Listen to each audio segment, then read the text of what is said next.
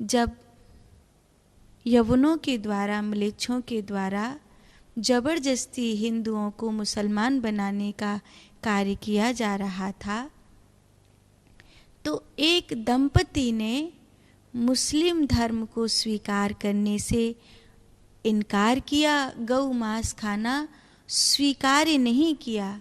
जब उन्हें साम दाम दंड भेद, और चूंकि वो समाज के मुखिया हैं, अगर वो गौ मांस नहीं खाते हैं, अगर वो हमारे धर्म का स्वीकार नहीं करते हैं, तो पूरा समाज भी स्वीकार नहीं करेगा। इसीलिए म्लेच्छों ने उन दोनों दंपति को भरे बाजार में सबके सामने तड़पा तड़पा कर मारा। जब दिन दहाड़े भरे बाजार में सबके सामने उनको मारा और कोई बोलने के लिए नहीं आया, और बस सब मूक बने देखते रहे, डर के मारे कांपते रहे, और सुतही हाथ जोड़कर जो करवाओगे सो कर लेंगे, जो खवाओगे सो खा लेंगे, जो पहनाओगे सो पहन लेंगे, जहाँ भेजोगे सो वहाँ अपनी बहन बेटियों को भेज देंगे। इस शर्त पर समाज को उन लोगों ने जीवित छोड़ा। तो जो उन दंपति का लड़का था 14 साल का, वो बचकर भागा, जंगल के रास्ते से भागता भागता गंगा किनारे आया, और उसने गंगा मैया से प्रार्थना करी कि मैया, मेरे माँ बाप की मृत्यु जिस दुर्दशा में हुई है, ऐसी मृत्यु किसी को न मिले। इस घोर कलिकाल में रक्षा करने के लिए आओ, इस घोर कलिकाल में रक्षा करने प्रभु आओ। ऐसा कहकर उसने अपने आप को गंगा मैया को समर्पित कर दिया। ये दृश्य देखकर वो ब्राह्मण दंपति कांप गए। बद्रीनाथ, उस समय बद्रीनाथ का जो मार्ग है वो तो अति दुर्गम मार्ग है। उस दुर्गम मार्ग पर जाकर के उन्होंने भगवान श्री बद्रीनाथ जी से प्रार्थना करी। जब उनको वहाँ पर तपस्या करते हुए श्री नारायण का दर्शन हुआ, तो उन्होंने आपके जैसा पुत्र हो जो धर्म की रक्षा करे, ऐसा वरदान मांगा। भगवान ने तथास्तु कहा, और वो बद्रीनाथ से प्रयागराज पहुँचे। प्रयागराज में उनके घर एक संतान जन्मी। माघ के महीने में कृष्ण पक्ष की सप्तमी को यह बालक जन्मा। लगभग 1324 के सन की बात है, जब संवत की बात है, जब आप इस धरती पर प्रकट हुए। आचार्यों ने आपका नाम रामदत्त रखा। रामदत्त एक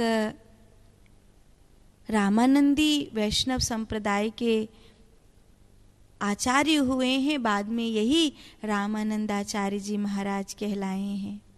ये कान्यकुब्ज ब्राह्मण हैं और प्रयाग की त्रिवेणी पर जन्मे हैं। तो लगभग जब 7 बरस की उम्र हुई, तब तक तो आपके पिता ने आपको जो अपने वैदिक शास्त्र हैं उनको कंठस्थ करा दिया। इतने सदग्रंथ आपको कंठस्थ करा दिए। आपको गीता कंठस्थ हो गई, आपको वाल्मीकि रामायण कंठस्थ हो गई,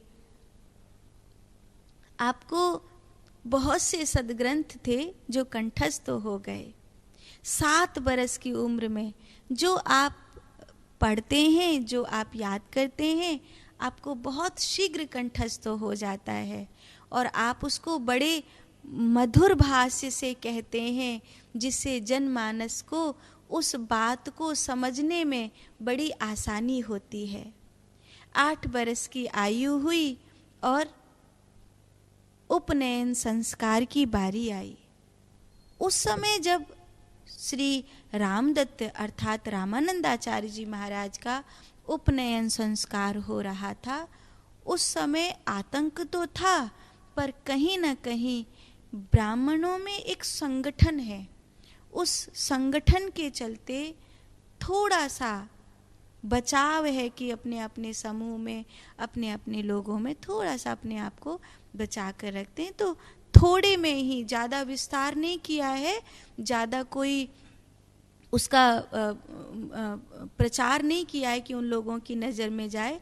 बहुत छोटे रूप में अपने पुत्र के लिए जनेऊ संस्कार की विधि को अपनाया। तो जब पलाश दंड धारण करके आप उपनयन संस्कार के समय, जैसे अभी भी होता है ना कि बच्चा जब जनेऊ संस्कार होता है तो वामन भगवान की तरह भिक्षा लेके जाता है और फिर वापस लौट आता है। लेकिन रामानंदाचार्य जी महाराज जब पलाश दंड ले करके और धारण करके जब आप चले तो आप लौटे ही नहीं। आचार्य ने कहा कि अब लौट आओ, विधि पूरी हो गई है, बस ये तो एक भूमिका है कि बालक निकलता है तो अब लौट आना चाहिए। लेकिन रामदत्त अर्थात श्री रामानंदाचार्य जी ने कहा, माँ मैं लौटने के लिए आगे नहीं बढ़ा हूँ, माँ अब ये पग पीछे नहीं हटेंगे पिताजी। क्या आप चाहते हैं कि आपके पुत्र के पग पीछे हटें? रामानंदाचार्य जी के पिताजी श्री पुण्य सदन ने कहा, कभी नहीं। तो वो कदम बढ़ते ही चले गए और प्रयाग से आप काशी पहुँचे। माता पिता ने सोचा जब हमारा पुत्र ही चला गया तो अब हम यहाँ रहकर क्या करेंगे। वो भी प्रयाग से काशी पहुँचे। यहाँ काशी में कोई विशेष जानकारी तो नहीं थी, पर श्री रामानंदाचार्य जी के मामा यहाँ श्री ओमकारेश्वर यहाँ रहा करते थे, तो उन्हीं के यहाँ व्यवस्था हुई और आप विद्या अध्ययन करने लगे। 8 बरस की उम्र से लेकर 12 वर्ष की उम्र तक लगभग आपने वेद वेदांत का संपूर्ण अध्ययन प्राप्त कर लिया। आज के जो बच्चे हैं उनके लिए विद्या बोझ बन गई है। रामानंदाचार्य जी से सीखिए विद्या के प्रति लगन क्या होती है। रामानंदाचार्य जी महाराज के जीवन में जो रामदत्त हैं, उस समय उन्होंने 8 बरस की उम्र से लेकर 12 वर्ष की उम्र तक वेद वेदांतर की विद्याओं को प्राप्त किया। आपने काशी में विद्या अध्ययन किया। आपके माता पिता चाहते हैं कि आपका विवाह हो, लेकिन आपने नैष्टिक ब्रह्मचारी होने का संकल्प अपने माता पिता को बताया। फिर भी आपके माता पिता ने आपके लिए एक कन्या ढूंढी जो सांडिल्य गोत्र में उत्पन्न हुई थी। माधवी उनका नाम था। बड़ी प्यारी कन्या हैं। उन्होंने, माधवी ने रामानंदाचार्य जी को मन ही मन अपना स्वामी मान लिया। माधवाचार्य जी, श्री रामानंदाचार्य जी ने कहा, माधवी मैं नैष्टिक ब्रह्मचर्य में रहना चाहता हूँ, मैं गृहस्थ आश्रम में प्रवेश नहीं करना चाहता। मैं अपने जन्म के जीवन के उद्देश्य की पूर्ति के लिए किसी भी संकट में रहूँगा, इसीलिए मैं तुम्हारे साथ को स्वीकार नहीं कर सकता। माधवी कहती है, आपको यही तो कष्ट है कि कहीं ऐसा ना हो कि मुझे कष्ट सहने पड़े, मुझे पीड़ा सहनी पड़े। रामानंदाचार्य जी कहते हैं, तुम बहुत तेजस्वी हो, ब्रह्म ज्ञान को प्राप्त करने के लायक हो। रामानंदाचार्य जी ने कहा, मेरे पास तुम्हें देने के लिए वही तत्व है जो मुझे मेरे गुरुदेव से प्राप्त हुआ है। रामानंदाचार्य जी बचपन में जब 3 बरस के हुए तभी उन्होंने शंख बजाया था। उनके शंख ध्वनि से न जाने कितने लोगों के रोग ठीक हो जाते थे। उनकी शंख ध्वनि, तमाम साधु संत वहाँ पर आते थे। एक नन्हा सा बालक जिस तरह शंख बजाता है, उसकी शंख ध्वनि से वातावरण शुद्ध पवित्र हो जाता है। उसकी शंख ध्वनि से न जाने क्या क्या शुभ होता है सृष्टि पर। तो उन्होंने जब शंख ध्वनि करी तो माधवी को उस शंख ध्वनि से अपने भीतर के नाद ब्रह्म को प्राप्त करने में सहायता मिली। माधवी जब उस नाद ब्रह्म में स्थिर होकर के बैठी तो माधवी की समाधि लग गई, और उस समाधि में माधवी के ब्रह्म रंध्र की जो प्राण ऊर्जा है वो उनके शरीर को पार करके निकली। माधवी का शरीर समाधि को उपलब्ध हुआ। श्री रामानंदाचार्य जी ने ऐसी परम ब्रह्म ज्ञानी साध्वी को प्रणाम किया। इनके माता पिता ने श्री रामानंदाचार्य जी से ही दीक्षा ली है। श्री रामानंदाचार्य जी महाराज स्वयं अंतर्ध्यान हो गए थे एक बारी। तब श्री राघवानंद जी महाराज, जैसे गुरुदेव वशिष्ठ योग वशिष्ठ सुनाकर राम जी को वापस लेकर के आए, ऐसे ही श्री राघवानंद जी महाराज करोड़ों करोड़ों आहुति उन्होंने यज्ञ में डाली और रामानंदाचार्य जी को वापस लेकर के आए।